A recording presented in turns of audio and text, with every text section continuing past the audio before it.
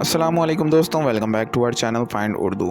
Metropolitan metropolitan का मतलब है वो शहर जो बहुत बड़ा और पॉपुलेशन में डेंस हो।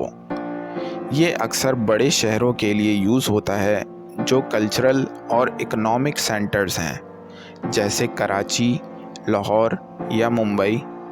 मेट्रोपॉलिटन एरियाज़ में फैसिलिटीज़ और इंफ्रास्ट्रक्चर भी एडवांस होता है और ज़िंदगी की फैसिलिटीज़ ज़्यादा होती हैं।